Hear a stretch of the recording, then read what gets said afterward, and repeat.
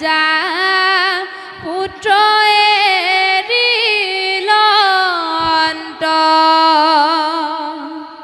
মোৰ সুমংগল কথা কহন্ত শুনন্ত মুত মন দিয়া হবে তাপয়েৰান্ত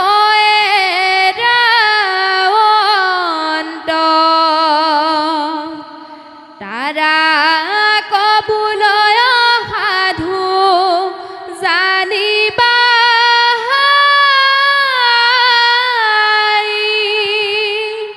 তাৰাৰ সংগ তুমি প্ৰাৰ্থিবা সদায়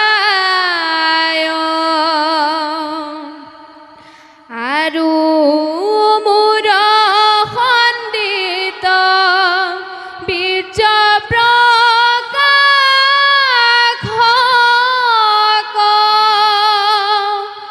কৰ্ণৰ মনৰ সদা আনন্দ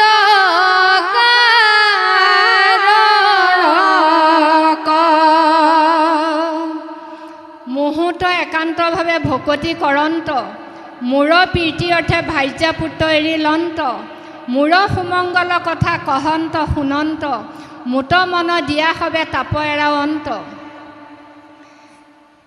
প্ৰভু সমস্ত আই মাতৃ সমস্ত আই দেৱাহুতি আই সুধিছিলে প্ৰশ্ন আৰু কপিল প্ৰভু ঈশ্বৰৰূপী পুত্ৰ কপিল প্ৰভুৱে কৈ আছে যে শাস্ত্ৰ অনুবৰ্তী হ'লে আমি কেনেকুৱা হৈ যাম কৈছে যে মুহূৰ্ত একান্তভাৱে ভকতি কৰন্ত এতিয়া ভকতি কেনেকৈ কৰিম আমি প্ৰভু ভগৱন্তৰ স্বৰূপ উপলব্ধি কৰি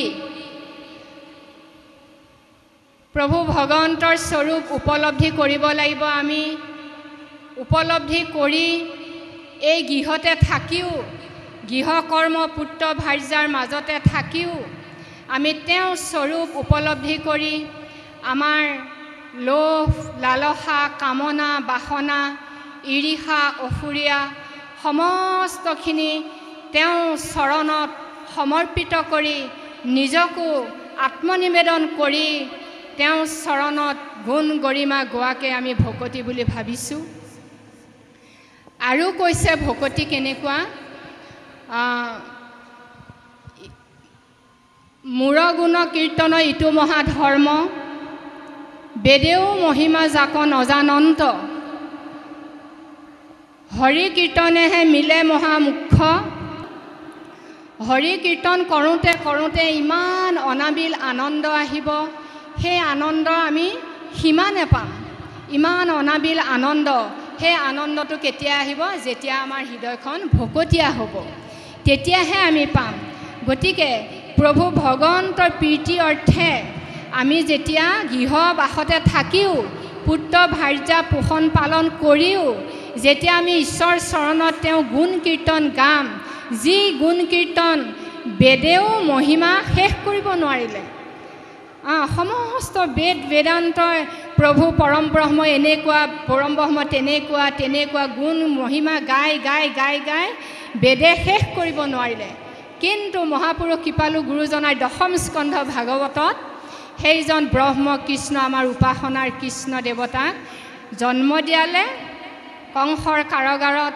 দৈৱকী বসুদেৱৰ মাধ্যমেৰে আৰু দশম স্কন্ধৰ শেষ দশমত বৈকুণ্ঠ প্ৰাপ্তি কৰাই দিলে সেইজন প্ৰভু ভগৱন্ত আমাৰ উপাসনাৰ প্ৰভু ভগৱন্ত বুলি আমি যেতিয়া জানিলোঁ জানি তেওঁৰ চৰণত আমি সমস্ত সমৰ্পিত কৰি আমি যেতিয়া নিজকো অৰ্পিত কৰিলোঁ এই ভকতি গতিকে তেতিয়া আমাৰ কি হ'ব এনেকৈ যেতিয়া আমাৰ মন প্ৰাণ ভকতীয়া হ'ব তেতিয়া আমাৰ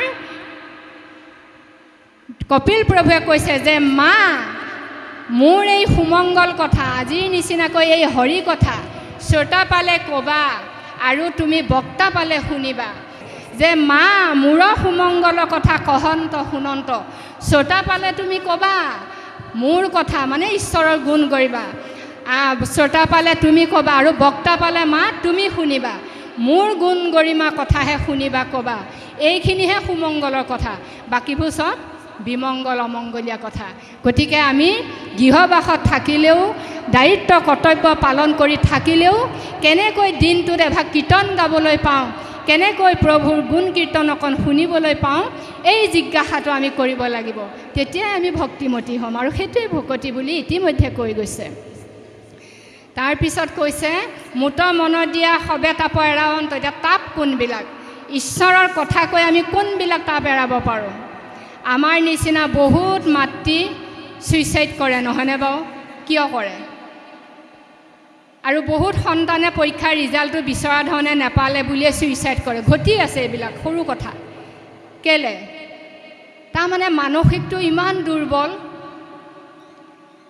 আজি চাওক, সুদামা, আমি সমস্ত বিপ্ৰ দামোদৰ বিষয়ে নজনা, সংগী অনাসংগী কথা নাই। কোনে নাজানে আমাৰ ভাৰতবৰ্ষত হিন্দু সনাতন ধৰ্মত দামোদৰ বিপ্ৰৰ বিষয়ে নজনা এজন মানুহ নাই, ভকত নাই। কিমান অভাৱগ্ৰস্ত জীৱনত তেওঁ, কিমান অভাৱ অনাটনৰ মাজতো তেওঁ নিজক আশ্বস্ত কৰি ৰাখিব পৰা কিমান স্থিতপজ্ঞ। আই কুন্তি, তেওঁ মূৰৰ ওপৰত কিমান ধুমুহা, ইমান বিপদ আপদৰ মাজতো তেওঁ সুদামাৰ দৰে কিমান স্থিতপজ্ঞ নিজক আশ্বস্ত কৰি ৰাখি, ঈশ্বৰ কৃষ্ণই যিদিনা দ্বাৰকালৈ যাবলৈ তেওঁক বিদায় ল'ব খুজিছে, যে পেহী তোমাক কি বৰ লাগে কোৱা, মই যাওঁ নহয়, তোমাক এটা বৰ দি যাওঁ। আমি কি ক'লোহেঁতেন? ভাবি ভাবি যি যি নাই সকলো খুজি খুজি ল'ম, নহয়নে বাৰু? জগতৰ ঈশ্বৰে বৰ দিম কৈছে, এটা ল'মনে কেইবাটাও ল'ম। কিন্তু ভকতীয়া এগৰাকীয়ে নলয়। তাৰমানে তেওঁ ভক্তিত গদগদ হৈ আছে। একান্ত ভকত যাহা হয়, কিছু তাৰা অৰ্থ নবাঞ্চয়। আই কুন্তীয়ে কি ক'লে? সেহি সেহি আপদ আমাৰ অভিমত, তোমাক দেখিব পাওঁ যিটো আপদত।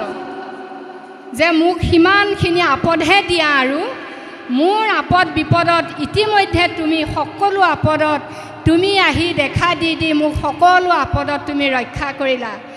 এতিয়াও মোক আপদ বিপদ দিয়া, যাতে তুমি আহি মোক ৰক্ষা কৰা, মই তোমাক দেখিবলৈ পাওঁ। আৰু আমাৰ জীৱনবিলাকতো আপোনালোকে পাইছে নাই নেজানো, যেতিয়া বহুত ডাঙৰ কিবা এটা সংঘাত আহিছে, আপদ বিপদ আহিছে, তেতিয়া প্ৰভু ভগৱন্তৰ চৰণলৈ বেছিকৈ মনটো ৰুকি ৰুকি কুৰুকি সোমাই যাবলৈ আগ্ৰহ হয়। যে চব মিছা, প্ৰভু তুমি সঁচা। মোৰ যদি হ'লহেঁতেন, মোৰ কাষতে থাকিলেহেঁতেন, মোক এৰি এনেকৈ নগ'লেহেঁতেন, মোৰ কথা ভাবিলেহেঁতেন, তাৰমানে মোৰ নহয়। আমি এনেকৈ চিন্তা কৰিব পাৰিছোঁনে নাই? পাৰিম যেতিয়া। আৰু আমিবিলাকে কেনেকৈ তাপ এৰাওঁ? শাস্ত্ৰ ভাগৱত শুনি শুনি, ঈশ্বৰৰ গুণ কীৰ্তন কৰোঁতে কৰোঁতে ভগৱন্তৰ কৃপাই আমাৰ মায়াবিলাক কিছু কিছুকৈ দূৰ হৈছে। সেইকাৰণে যিমান আপদ বিপদ আহিলেও আমাৰ ভক্তিমতী, সংগী অনাসংগী কথা নাই, ভক্তিমতী আই বাপ সমস্তই কৃষ্ণ কৃষ্ণ প্ৰভু, যি হৈছে তোমাৰ কৃপা, তোমাৰ ইচ্ছাতে হ'ল চাগে বুলি কৈ তাপবিলাক এৰাব পাৰে। আৰু যি সমস্ত অভকতীয়া, মনটো হৃদয়খন ভকতীয়া নহয়, তেওঁলোকৰ চাউলেই নাই, থাকিবলৈ যেন জেগাই নাই, চব শেষ আৰু দেহ, এইখিনি খাই মৰি যাওঁ, মৰিয়ে গুচি যায় জানেনে? তাৰমানে যাৰ মানসিকতা সবল, যি সমস্তই নিজৰ স্বৰূপ বুজি পাইছে, ঈশ্বৰৰ স্বৰূপ উপলব্ধি কৰিছে, মই যে মই নহয়, মোক নিয়ন্ত্ৰণ কৰা কোনোবা এজন আছে, তেওঁ কৃপাতহে আমি যে ইয়াত পৱতি আছোঁ, এই কথাবিলাক যিজনে জানিছে, তেওঁ সেইজনৰ চৰণত মনটো দিছে যে কি, কৃষ্ণ কৃষ্ণ প্ৰভু, যি হৈছে তোমাৰ ইচ্ছাতে হৈছে বুলি মনত যিমান দুখ তাপ আহিলেও কুন্তীৰ দৰে, সুদামাৰ দৰে আশ্বস্ত কৰি হৈ থাকিব পাৰিছে। কোনো আৰু বেয়া চিন্তা নকৰাকৈ তেওঁ জীৱন নিৰ্বাহ কৰিব পাৰিছে। আৰু যি সমস্ত মন তুলুঙা, চিন্তা ভাৱনা পুতন ওজন কম তেওঁবিলাকে নিজকে অনিষ্ট কৰে এনেকৈ আমি ল'ব পাৰোঁ কৃষ্ণ আই ইয়াৰ পিছত আগবাঢ়ক তাক যাৰা সাৱধানে শুনয় সতত অল্পকালে ঈশ্বৰত তাৰাৰ নিশ্চয় শ্ৰদ্ধাৰ অতি ভক্তি অনুক্ৰমে উপজয় ভক্তি ভৈলে পুৰুষৰ বৈৰাগ্য জন্ময় তেৱেহি দেহে জীৱে মুকুতি পায় হেন শুনি দেৱহূতি পুচন্ত সম্প্ৰতি তুমি বিষয়ত কোন উচিত ভকতি কৃষ্ণ হেন কথা উপজয় সাধুৰ সংগত জাক যাৰা সাৱধানে শুনয় সতত অল্পকালে ঈশ্বৰত তাৰাৰ নিশ্চয় শ্ৰদ্ধা ৰতি ভক্তি অনুক্ৰমে উপজয় এতিয়া আগত যিখিনি কথা কপিল প্ৰভুৱে আই দেৱাহুতি ক'লে এই কথাখিনি বোলে সাধু সংগত যি সমস্তই শুনে আৰু এনেকুৱা কথাবিলাক শুনিলে তাৰা সমস্তৰ প্ৰভু ভগৱন্তৰ চৰণত ভকতি উপজয় সাধুৰ সংগত সাধু সংগত এনেকৈ শ্ৰৱণ কীৰ্তনৰ মাধ্যমেৰে তেওঁলোকৰ ভক্তি উপজিব অল্পতে ঈশ্বৰত তেওঁবিলাকৰ জ্ঞান হ'ব আৰু শ্ৰদ্ধা ৰতি প্ৰীতি অনুক্ৰমে উপজিব এতিয়া আমি যেতিয়ালৈকে সাধু সংগ নকৰিম শৰণ ভজন লৈ ঘৰতে আমি আচৰণ কৰি থাকিলেও নহ'ব তাৰমানে আজি গম পালোঁ যে সাধু সংগইহে ভকতি আমাৰ প্ৰথম আমাৰ মানে মুখ্য বীজ সেইকাৰণে আমাক সাধু সংগ লাগিবই তাৰপিছত কি ক'লে ভক্তি ভৈলে পুনু বৈৰাগ্য জন্ময় এতিয়া ভক্তি যেতিয়ালৈকে নহ'ব তেতিয়ালৈকে কিন্তু বৈৰাগ্য নাহিব এতিয়া বৈৰাগ্যনো কি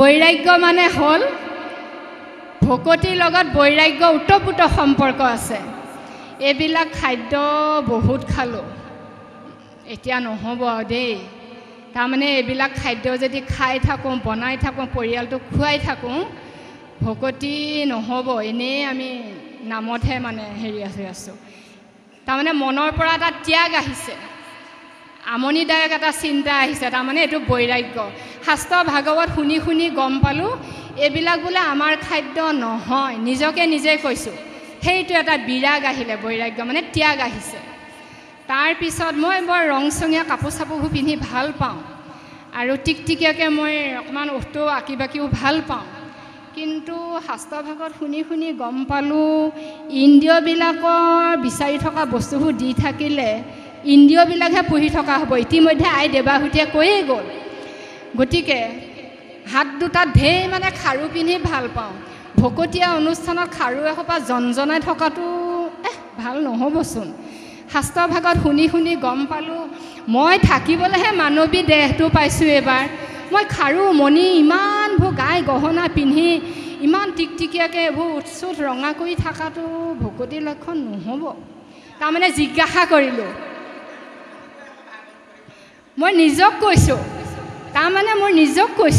তাৰমানে মোৰ উপলব্ধি আহিছে দেই আমি বাবা ল'বলৈ ভাগৱত পঢ়িব নালাগে নাম গাব নালাগে জিজ্ঞাসা কৰিব লাগে যে ভক্তি ধৰ্ম আচৰণ কৰিবলৈ হ'লে ইন্দ্ৰিয়বিলাকে বিচাৰি থকাবোৰ দিলে নহ'ব আত্মাই কি বিচাৰিছে জিজ্ঞাসা কৰিব লাগিব এনেকৈ জিজ্ঞাসা কৰোঁতে কৰোঁতে গম পালোঁ মই এদিন টিকটিকীয়াকৈ লিপষ্টিক লৈছিলোঁ দেই সঁচা কথা কৈছোঁ এইবিলাক ভক্তি আচৰণ কৰিবলৈ যাওঁতে মই বস্তু কিয় ৰং আঁকি বাকি যাম নাই বৈৰাগ্য আহিল তাৰপিছতে এইবিলাক খাদ্য নহ'ব দেই যিমান ডাঙৰ আলহী আহক যিমান ধনী আলহী এইবিলাক আমাৰ ঘৰত নোসোমাব দেই আজিৰ পৰা খবৰদাৰ শেষ বৈৰাগ্য আমি নিজৰ ক্ষেত্ৰত জিজ্ঞাসা কৰিব লাগিব। আৰু ইমান ৰংচঙীয়া কাপোৰ পিন্ধি যাবলৈ বোলে ভগৱন্তই ভাল নাপায়। ভাগৱতত পাইছোঁ তেওঁ শুদ্ধ বগা বস্ত্ৰ পিন্ধে আৰু তেওঁ ভকতেও বোলে বগা বস্ত্ৰ পিন্ধিলে ভাল পায়। গতিকে মই ৰঙা নীলা কাপোৰ পিন্ধি ভাল পাইছিলোঁ, মই ত্যাগ কৰিলোঁ। চবতে মোৰ বৈৰাগ্য আহিল, ত্যাগ আহিল। এতিয়া কি হ'ল?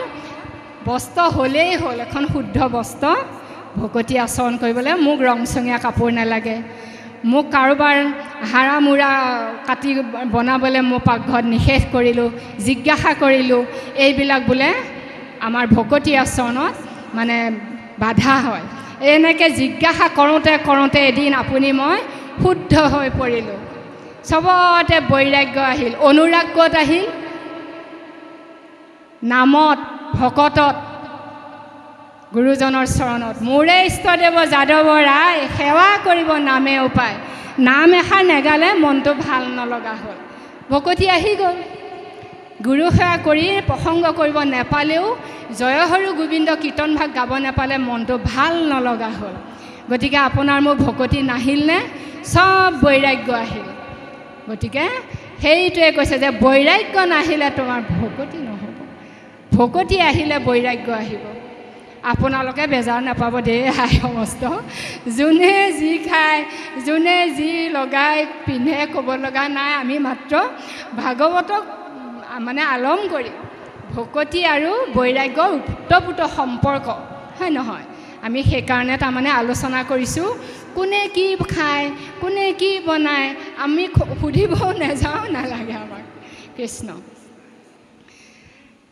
তাৰপিছত ক'লে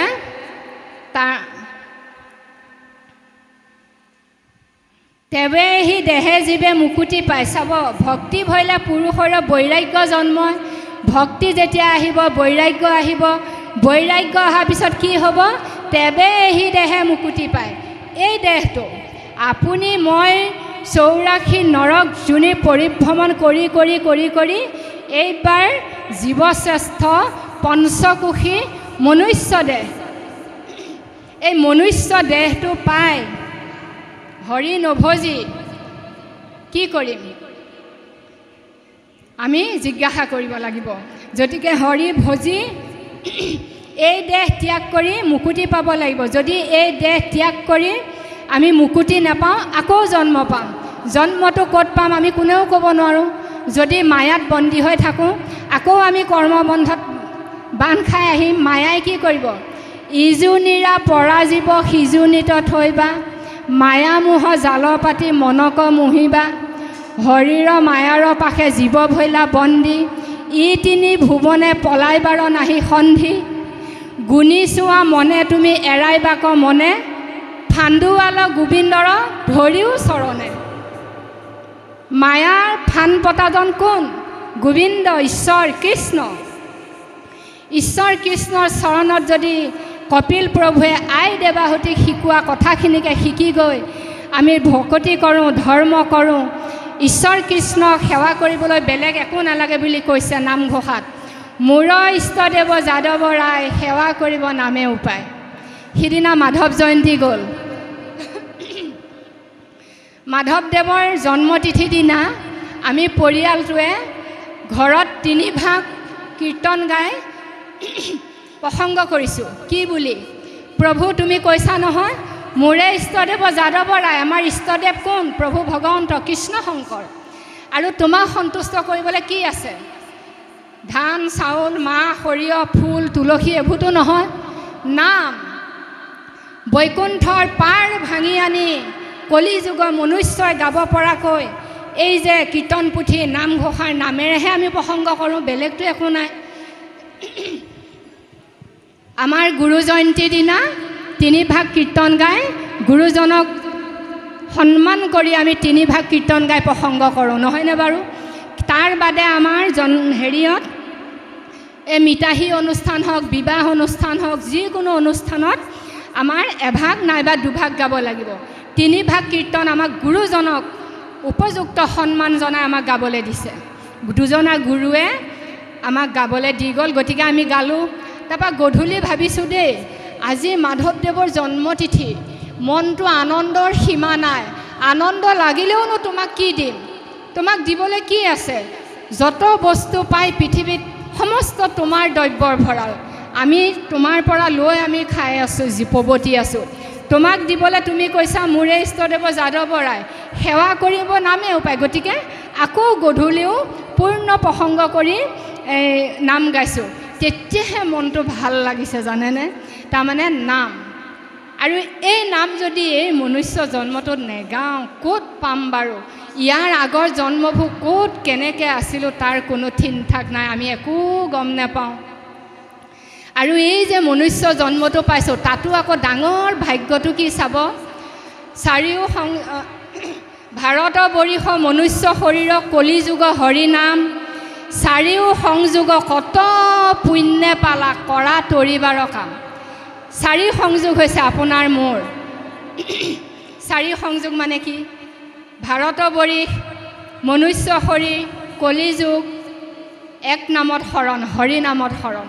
এতিয়া আমাৰ বাই ভনী মাহী পেহী বহুত আছে, এক শৰণত আহিব পৰা নাই, হয়নে নহয় বাৰু কওকচোন? তেওঁলোকে আহিব পৰা নাই কিবা কিবি বহুত কাৰণত, সেইবিলাক আমি নকওঁ। কিন্তু আপুনি আমি চাৰি সংযোগ হ'ল।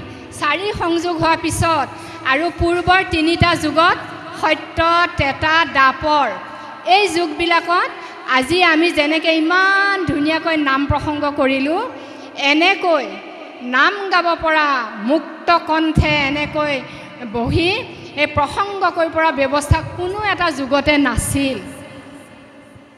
মাত্ৰ এই কলিৰ মনুষ্যৰ কাৰণে প্ৰভু ভগৱন্তই মায়া নৰতনু ধৰি হৰি ভকতি কয়লি বহু প্ৰচাৰ, সৱনৰ পাপ পয়োধি মঞ্জল তাহে কয়লি উদ্ধাৰ।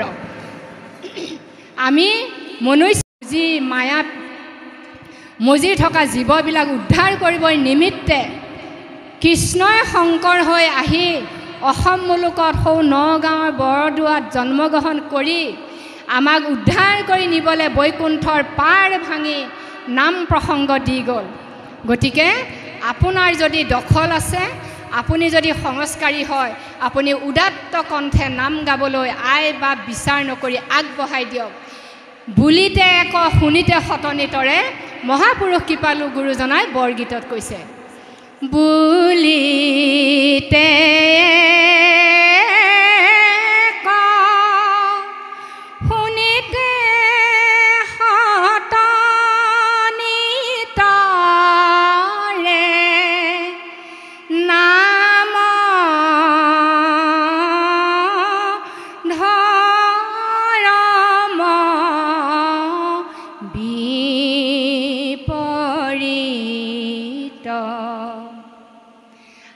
আপুনি নাম লগাই দিলে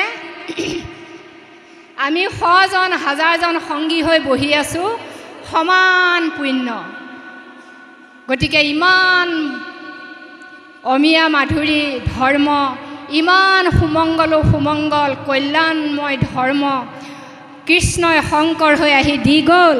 আপুনি মই জীৱনটো যোৱা প্ৰাণটো যোৱা আগমুহূৰ্তলৈকে কেনেকৈ নাম গাই যাব পাৰোঁ, ইয়াৰেহে প্ৰাৰ্থনা কৰোঁ ভগৱন্তৰ চৰণত। প্ৰভু, তোমাৰ একান্ত ভকতৰ সংগ আৰু তোমাৰ এই গুণ নাম কীৰ্তন যেন মোৰ প্ৰাণটো যোৱা আগমুহূৰ্তলৈকে গাই যাব পাৰোঁ, তুমি কৃপা কৰিবা দেই। এনেকৈ আমি প্ৰভু ভগৱন্তৰ চৰণত সেৱা কৰিব পাৰিছোঁ নাই? আৰু এই নাম এইকেইটা দিনতে নেগালে সিফালে ক'ত গামগৈ আৰু কি হ'ম ঠিক নাই, নহয়নে? আৰু এই নাম গালে কিমান কল্যাণ হ'ব ক'লেই নহয়। যেন গতি পাৱে পূৰ্বে কৃষ্ণ দৰ্শনে, পাৱে ততোধিক কলিত কৃষ্ণৰ কীৰ্তনেহে। গতিকে কৃষ্ণৰ কীৰ্তন গালে কৃষ্ণক দৰ্শন হোৱা সেই জীৱবিলাকে ব্ৰজৰ গোপীসকলে, মথুৰাৰ মনুষ্যসকলে যিমান গতি পাইছিল তাতোতকৈ বহুত বেছি পুণ্য হয় বুলি ভাগৱতৰ একাদশ স্কন্ধত আছে। পাৱে ততোধিক কলিত হৰি কীৰ্তনে। গতিকে এনেহেন কীৰ্তন নকৰি আৰু ক'ত কৰিমগৈ বাৰু? সেয়াই কৈছে যে ভক্তি ভৈলে পুৰুষৰ বৈৰাগ্য উপজয়, তেবে এহি দেহে জীৱে মুকুতি পায়। গতিকে হৰি কীৰ্তন কৰি এনেদৰে সাধু সংগ কৰি কৰি এই দেহটো ত্যাগ কৰি যেন মায়া মোহ ত্যাগ কৰি সিফালৈ আমাৰ কাৰণে প্ৰভু ভগৱন্তই এই বিশ্ব ব্ৰহ্মাণ্ডৰ বাহিৰত অতি নিৰূপম বৈকুণ্ঠ থৈ দিছে সদায়। তাত গৈ আমি সকলোৱে যেন প্ৰভু ভগৱন্তৰ গুণ লীলা তাত দিন ৰাতি কোনো দিন নহয়, য'ত চন্দ্ৰ সূৰ্য পোহৰ নাই, ভাগৱতত আছে, কীৰ্তনত আছে, সদায় এটাই অৱস্থা, তাত যেন আমি প্ৰভু ভগৱন্তৰ গুণ গৰিমা গাব পাওঁ নাপাওঁ সেইটো পিছৰ কথা, কিন্তু কল্পনা আশা আমাৰ কিন্তু আছে। আমি আশাৰ পৰাই কওঁ যাতে অবিৰত সকলো সময়ত তোমাৰ গুণনাম, তোমাৰ যাতে দৰ্শন হৈ থাকে, এই আশা আমি নকৰিলে আৰু কেতিয়া কৰিমগৈ। কৃষ্ণ। তাতে মোৰ ভাগ্য ভক্তি বুজিবা কচায়ো যেন নাখে তজু স্বৰূপ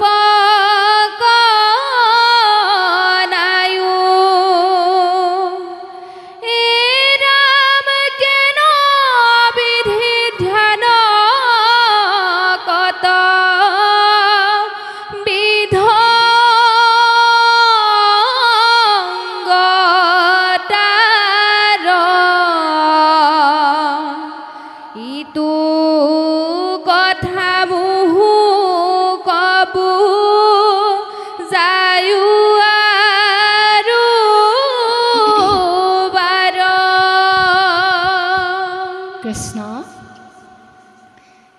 আই দেৱাহুতিয়ে প্ৰশ্ন কৰিলে আৰু প্ৰশ্ন উত্তৰ কপিল প্ৰভুৱে কি বুলি দিয়ে, এইখিনিতে অধ্যায় শেষ হ'ব আৰু সংকেত ধ্বনি আহিছে সামৰিবলৈও আমি এইখিনি আলোচনা কৰিম।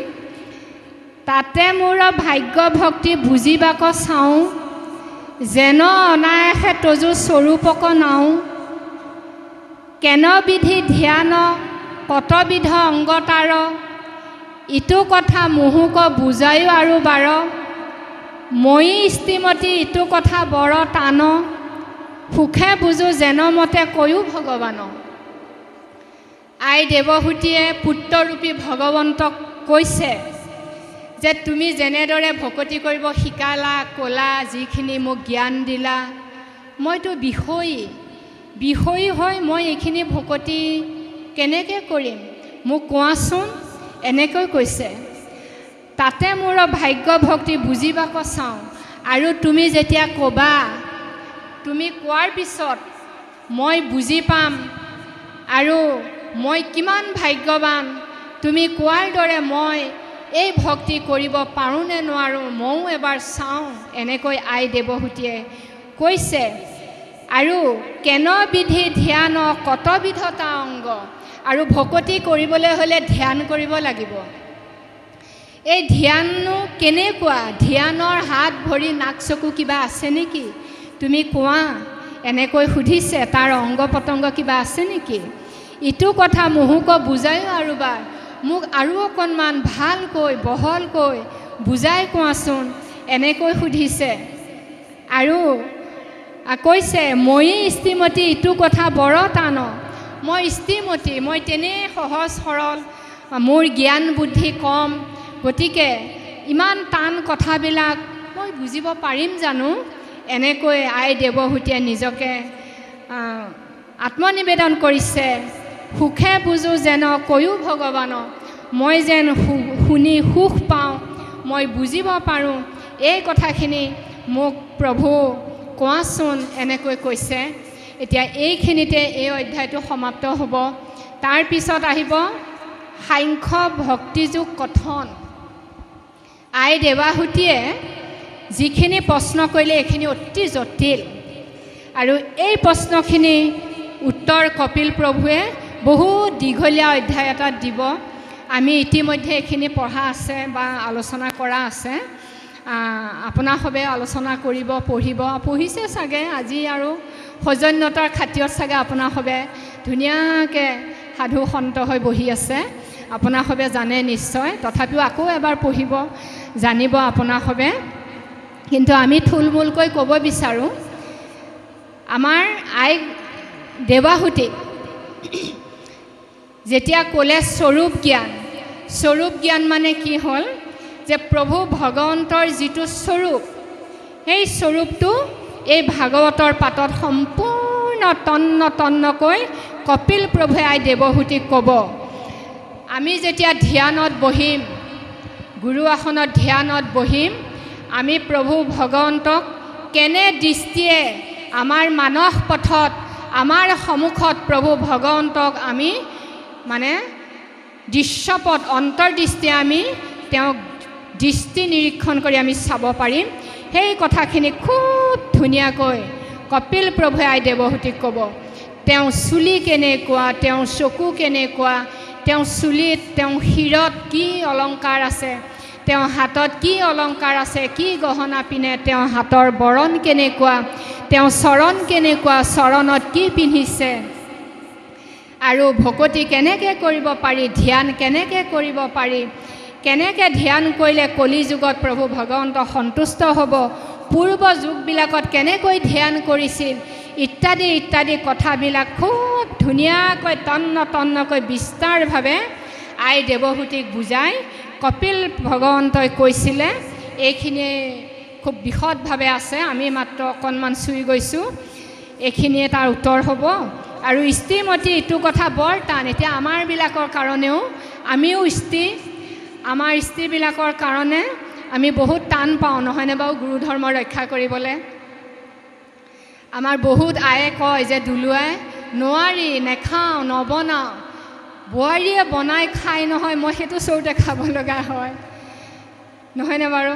গতিকে তেতিয়া কি কৰিব? গতিকে আমি স্ত্ৰীবিলাকে, স্ত্ৰী সমস্তই আমাৰ বোৱাৰীৰূপী কন্যাৰূপী স্ত্ৰীবিলাকক আমি একে নাৰী পাতকৈ বুজাব লাগিব যে হিংসা ধৰ্ম আমি কৰিব নালাগে। যেতিয়া উদ্ধৱে বৈকুণ্ঠলৈ যাব ওলাইছে, কৃষ্ণই যেতিয়া বৈকুণ্ঠত যাব বিচাৰিছে, উদ্ধৱে কথাখিনি গম পাইছে। উদ্ধৱ কেনেকুৱা আছিল যে কৃষ্ণৰ ব্যক্তিৰকে উদ্ধৱে একোৱেই নাজানে। কৃষ্ণৰ বাদে তেওঁ গোটেই পৃথিৱী অন্ধকাৰ। কৃষ্ণই এৰা খায়, কৃষ্ণই এৰা পিন্ধে, মুঠতে উৱাহে পিয়াহে শয়নে সপোনে কৃষ্ণ কৃষ্ণ কৃষ্ণ। কৃষ্ণ যেতিয়া বৈকুণ্ঠলৈ যাব, তেওঁ কি হ'ব? তেতিয়া তেওঁ সেই মোহ মায়া, সেই সংশয়, এই একাদশ স্কন্ধত কৃষ্ণই উদ্ধৱক সংশয় ছেদ কৰি যিখিনি কথা কৈছে, সেইখিনি আমি অধ্যয়ন কৰি জানি ল'ব লাগে। সেই সংশয়খিনি আমাৰ পৰিয়ালত আমি সেই সংশয়বোৰ ছেদ কৰি আমাৰ পুত্ৰ বোৱাৰী নাতি পুতি আমাৰ কন্যাবিলাকক আমি আইবিলাকে জ্ঞান দি নগ'লে আৰু কোনে দিব? তেতিয়া উদ্ধৱক কৈছে, কিয় তুমি অকল মোকেই ব্ৰহ্মজ্ঞান কৰিছা, মোকেই ঈশ্বৰ বুলি ভাবিছা, মোকেই ঈশ্বৰৰ দৃষ্টিয়ে চাইছা? সমস্ত ভূততে আছোঁ মই হৰি, সবাকো মানিবা তুমি বিষ্ণু বুদ্ধি কৰি। কুকুৰ চিগাল গৰ্দভৰু আত্মা ৰাম, জানিয়া সবাকো কৰিবা প্ৰণাম। গতিকে আমাৰ ভকতি জ্ঞান শিয়াল কুকুৰলৈকে যাব লাগিব। দেহি হয় মোৰ জীৱটো, মোৰ আত্মাটো যি এওঁলোকৰ দেহত প্ৰৱতি থকা সেই জীৱ আত্মাও একেই। আমি যদি পূৰ্ব জন্মবিলাকত বাঘৰ গৰ্ভত আছিলোঁ, বাঘিনীয়ে মা আছিল। মাছৰ গৰ্ভত যদি ঠাই পাইছিলোঁ, মাছজনীয়ে মা আছিল। গাই গৰ্ভত যদি আছিলোঁ, গাইজনী মা আছিল। কি জানো, আমি চৌৰাশী যোনি পৰিভ্ৰমণ কৰি অহা বুলি শাস্ত্ৰসন্মত। গতিকে 84 লক্ষ যোনি পৰিভ্ৰমণ কৰি কৰি কৰি কৰি জীৱ কৰ্ম বিকাশ হৈ হৈ হৈ হৈ অৰ্ধমানৱত আহিব লাগিব 4 লাখ বাৰ। অৰ্ধমানৱ যেনে চিম্পাঞ্জী, গৰিলা, বান্দৰে চাবচোন মানুহৰ লগত প্ৰায় একে চিন্তা ভাৱনা। গৰিলা, চিম্পাঞ্জী এওঁলোকৰ সব জীৱৰ পৰা আহি আহি 4 লাখ বাৰ আমিবিলাক সেই জীৱত আছিলোঁ। তাৰ পৰা আমি লাহেকৈ মনুষ্যত আহিছোঁ। মনুষ্য জন্মটো আমাক 3 বাৰ সুবিধা দিয়ে। এবাৰত মোৰ নামটো নললা, মোক নিচিনিলা, আকৌ এবাৰ দিয়ে, আকৌ এবাৰ দিয়ে। তাৰ প্ৰমাণ ভাগৱতত আছে। এই কপিল দেৱহূতিৰ অধ্যায়তে আছে জীৱৰ তামসিক গতিত। আমি যেতিয়া মাৰ গৰ্ভত আছিলোঁ, সকলোবিলাকে আমি সমস্তই আই বাপ সমস্তই যেতিয়া মাৰ গৰ্ভত আছিলোঁ, তাত কিমান কান্দি আছিলোঁ, কিমান ভগৱন্তক কাকুতি মিনতি কৰিছোঁ, এই পিছৰ ফালে এই কপিল দেৱহূতি অধ্যায়তে আছে। কিমান আমি তাত কান্দিছোঁ মাৰ গৰ্ভত, ভগৱন্তৰ চৰণত বাৰ বাৰ শৰণ লৈছোঁ, সেৱা কৰিছোঁ। মোক মাৰ গৰ্ভৰ গুৱে মুতে লেটি পেটি হৈ থকা যন্ত্ৰণাময় এই গৰ্ভবাসৰ পৰা তুমি উদ্ধাৰ কৰিবা দেই প্ৰভু বুলি কৈ তেওঁক মাৰ গৰ্ভত আমি ধ্যান কৰি তেতিয়াই তেওঁৰ চৰণত শৰণ লৈ পেলাইছোঁ। কিন্তু বৰ্তমান শৰণ ল'বলৈ আমাৰ বহু ব্যক্তিয়ে ভয় খায়, কিন্তু গমেই নাপায় তেওঁ গৰ্ভতে ভগৱন্তক বাৰ বাৰ স্তুতি কৰি শৰণ লৈ আহিছে। ইয়াত আহি এতিয়া কিবা কিবি কাৰণত শৰণটো ল'বলৈ অকণ ভয় লাগে। বাৰু যি কি নহওক, তাৰপিছত সেই গৰ্ভত থাকোঁতে ভগৱানে আমাক এটা বিৰাট ডাঙৰ ঘটনা ঘটাই দিছে। কি কৰিছে জানেনে? গৰ্ভত থাকোঁতে, মাৰ গৰ্ভত থাকোঁতে সেই অকণমানি চৱাল দেহটোতে পূৰ্ব কৰ্ম বহে শতেক জন্মৰ লভিয়া মনে স্মৰণ নাহি সুখ শান্তি দীৰ্ঘ কৰিয়াতি ফুকাৰয় ঘনে ঘন। আমি যে কৈছোঁ তিনিবাৰ আমাক সুবিধা দিয়ে। মাৰ গৰ্ভত থাকোঁতে সকলো মানৱ শিশু আই বাপ বুলি নাই, যেতিয়া আমি আছিলোঁ ভগৱন্তক প্ৰাৰ্থনা কৰোঁতে কৰোঁতে কান্দি কাটি কাকুতি মিনতি কৰি থাকোঁতে এটা মনত শক্তি দি দিছে। আমি মাৰ গৰ্ভত থকা জন্মটোৰ ওপৰত 100টা জন্মৰ চিনেমা চোৱা নিচিনাকৈ মুখৰ আগলৈ আনি দিছে। চোৱা, পূৰ্ব কৰ্মবশে শতেক জন্মৰ 100টা জন্ম মুখৰ আগত আনি অগাদেৱা কৰাই দিছে। তুমি 100টা জন্মত আছিলা, সেইটো জন্মত অমুক আছিলা, তমুক আছিলা, তমুক আছিলা, তমুক আছিলা, সেইটো জন্মত অমুক, কিন্তু তুমি কোনোটো জন্মত মোক নিচিনিলা, মোৰ নাম নল'লা। সেইকাৰণে তুমি পুনৰ এই মায়ে টেঙা খালে তোমাৰ কাপোৰ কানি নিপিন্ধা কোমলীয়া নঙঠা ছালখনত টেঙাই ধৰিছে, তাতে মূৰ্ছা যাওঁ। মায়ে যদি বেছি জ্বলা খায়, জ্বলা লাগি তাতে মাৰ গৰ্ভত মূৰ্ছা যাওঁ। মায়ে যদি অকণমান নিমখ বেছিকৈ খাওঁ, ভাগৱতত আছে নিমখেও এই কাপোৰ কানি নথকা সেই নঙঠা দেহাটোত মা গৰ্ভত সোমাই থাকোঁতে নিমখ কণেও গাটো ধৰি তাতে মূৰ্ছা যাই পৰি থাকোঁ। তাতেই বিষ্ঠা মূত্ৰই লেটি পেটি হৈ পৰি থাকোঁতেই ঈশ্বৰক প্ৰাৰ্থনা কৰি থাকোঁতে ঈশ্বৰ সন্তুষ্ট হৈ এটা মানে অভিজ্ঞতা দিছে। 100টা জন্মৰ কথা মনত কৰি দিছে। চা, 100টা জন্মত তই মোৰ নাম নললি, মোক নভজিলি, এইবাৰ তই যাই মোৰ নামটো ল'বি, মোৰ তই শৰণ ল'বি। আকৌ আহি আমি পাহৰি থাকোঁ। সেইকাৰণে কৈছে যে পূৰ্ব কৰ্মবশে শতেক জন্মৰ লোভিয়া মনে স্মৰণ, মনত স্মৰণ কৰাই দিছে। 100টা জন্ম মুখৰ আগত অগাদেৱাকৈ প্ৰভুৱে মাৰ গৰ্ভত থাকোঁতে দেখুৱাই দিছে, তাৰমানে চেতনা দিছে, এইবাৰ তই সেইটো ভুল নকৰিবি। তাৰপিছত কৈছে নাহি সুখ শান্তি। তাৰপিছত দেখিলোঁ নহয়, নিজৰ জীৱনটো 100টা জন্ম দেখাৰ লগে লগে কি কৈছোঁ, নাহি সুখ শান্তি দীৰ্ঘ কৰি আতি ফুকাৰয় ঘনে ঘন। মাৰ গৰ্ভত হুমুনীয়া চাৰি চাৰি ফেকুৰি ফেকুৰি আমি কান্দিছিলোঁ। দেহিও এনেহেন প্ৰভু ভগৱন্তৰ নাম ল'বলৈ নাপালোঁ, ক'তো নল'লোঁ। সেইকাৰণে গুৱে মুতে লেটি পেটি হৈ অকণমান জেগাতে এনেকৈ বিষ্ঠা মুতে পৰি আছোঁ। মায়ে টেঙা খালেও ধৰিছে গা ছালখনত, তাতে মূৰ্ছা গৈছোঁ। জ্বলা খালেও ধৰিছে কোমলীয়া ছালখনত, ইয়াতে মূৰ্ছা গৈছোঁ। আৰু নিমখ অকণ খাৰ অকণ যদি খাই দিছে তাতো মূৰ্ছা যায়, ঘণ্টা ঘণ্টা পৰি থাকোঁ। ইমান যন্ত্ৰণা মই এই জন্ম আয়াজাত কৰি আছোঁ। হ'ব প্ৰভু, এইবাৰ তোমাৰ নাম ল'মগৈ। তেতিয়া কৈছে কি, হে প্ৰভু আৱে মই ইটো গৰ্ভবাস হওঁতে বাহিৰ আহিব নোখোজোঁ আৰু, বাহিৰ আহিব নোখোজোঁ আৰু, তাৰমানে বাহিৰত নেযাওঁৱে নেকি? বাহিৰত গ'লেই সেই বাহিৰত তুমি যি বিষ্ণু মায়া দি থৈছা, তাত মই আকৌ মোহিত হৈ তোমাক কিজনী পাহৰি যাম বুলি ইমান কাকুতি মিনতি কৰিছোঁ। আই দেৱাহুতিক এই ধৰ্ম জ্ঞান দি দি দি দি অৱশেষত জীৱৰ তামসিক গতিত ইমান ধুনীয়াকৈ আপুনি আমি সমস্তই মাৰ গৰ্ভত কেনেকৈ আছিলোঁ এই কপিল প্ৰভুৱে আই দেৱাহুতিক দিয়া জ্ঞানখিনি অতি মনোহৰ, অতি সুন্দৰ। আমি পাঁচমহীয়া পঞ্চমীত খোৱা এই সমস্ত অনুষ্ঠানত সেই অধ্যায় দুটা পঢ়োঁ। আপোনাৰ সমস্তে পঢ়িছে চাগে, ভালকৈ অনুধাৱন কৰা নাই। পদে পদে আপোনালোকে বিশ্লেষণ কৰি অৰ্থখিনি ল'ব, পৰিয়াল পৰিজনত দিব, অতি মধুৰ। সেয়া আমি পঢ়িব লাগে। গতিকে এয়াই আমি মানৱ জন্ম। গতিকে এইটো মানৱ জন্ম আমাৰবিলাকৰ এতিয়া 4 সংযোগ হৈছে। আমাৰ ভাগ্যৰ সীমা নাই। দেৱাহুতি আয়ে কৈছে, মই বৰ ভাগ্যৱান, জগতৰ ঈশ্বৰ, তোমাক মই সন্তান ৰূপে পালোঁ।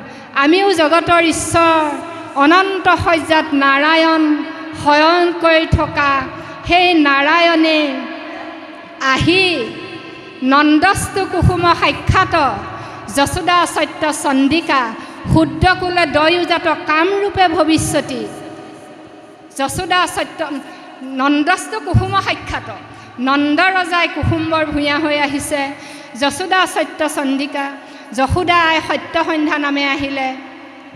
তেওঁলোকৰ গৰ্ভত সেই নৰৰূপী নাৰায়ণ অনন্ত শয্যাত শয়ন কৰি থকা প্ৰভু ভগৱন্ত মায়া নৰতনু মাত্ৰ কোন শংকৰদেৱ, জগতৰ ঈশ্বৰ আহি আমাৰ মুক্তিৰ কাৰণে সৱনৰ পাপ পয়োধি মঞ্জল সকলো নৰ জাতিটো উবা নৰলোক হৰি ভজিওক ধৰাটো উপদেশ।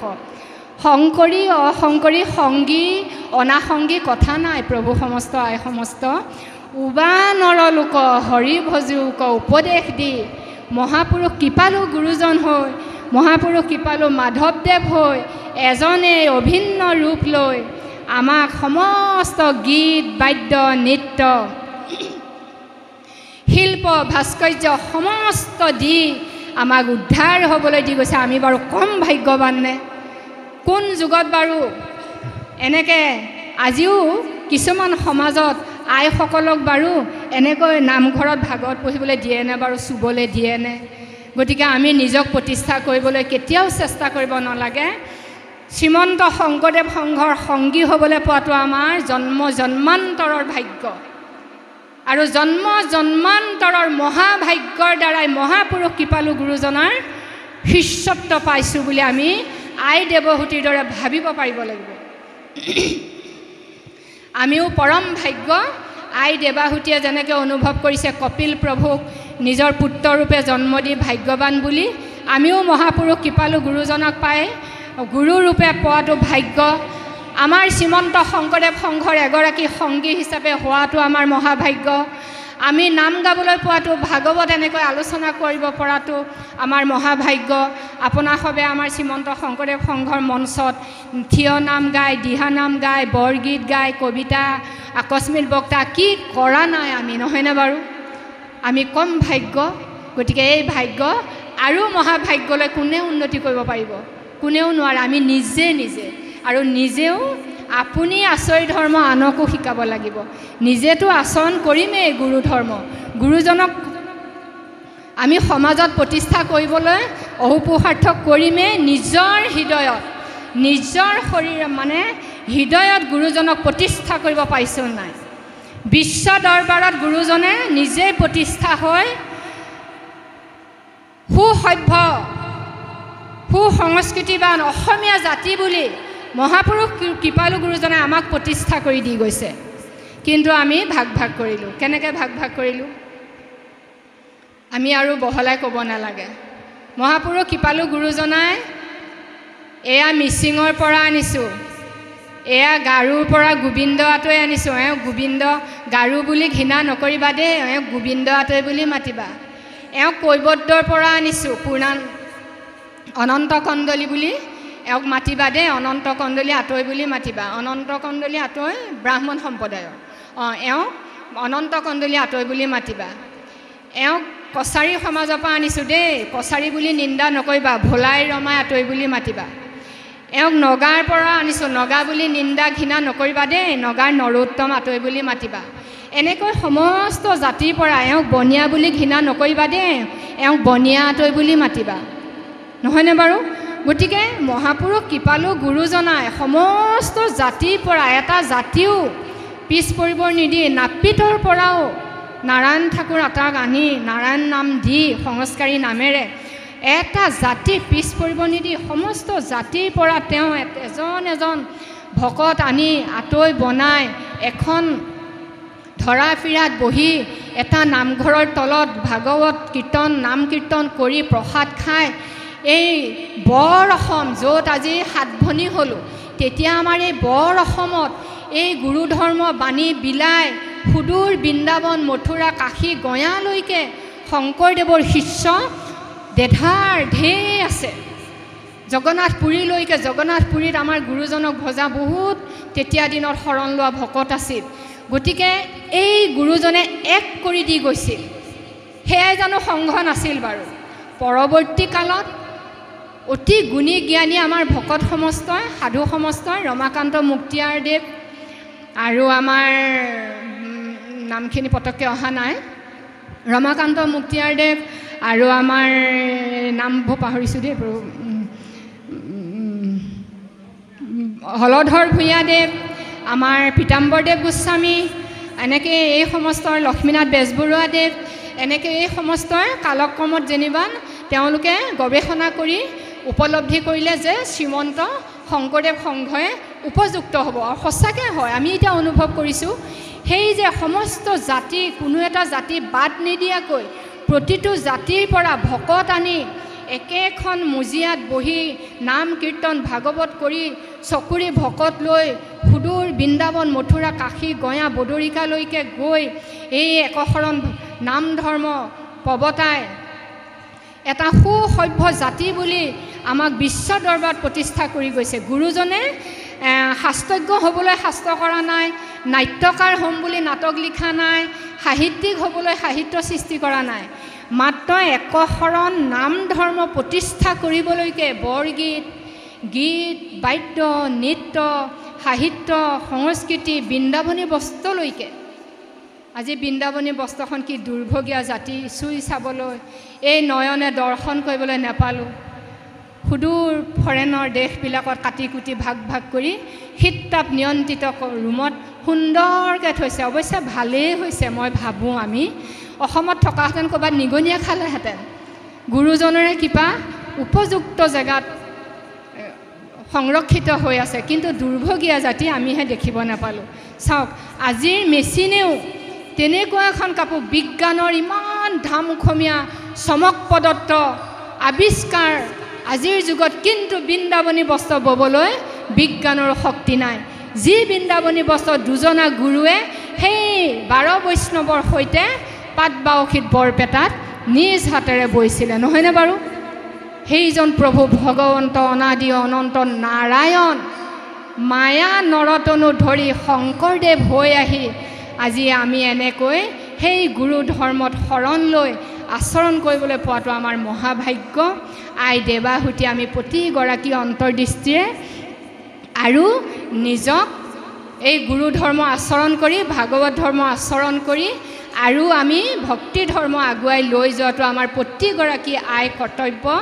এয়া সংগী অনা সংগী বুলি নহয়, উঠি অহা প্ৰতিগৰাকী আমাৰ কন্যা বোৱাৰীক আমি এই ভাগৱত ধৰ্ম আমি সংগী অনা সংগী বুলি নহয়, ভাগৱত ভাগ অকল শংকৰদেৱৰ ধৰ্মত গ্ৰহণ কৰা সকলৰ কাৰণে দিয়া নাই। সেই সংকীৰ্ণ মনোভাৱ আমাৰ কাৰো নাই। আমাৰ সনাতন ধৰ্মৰ ভাৰতবৰ্ষত সমস্তই ভাগৱত আছে।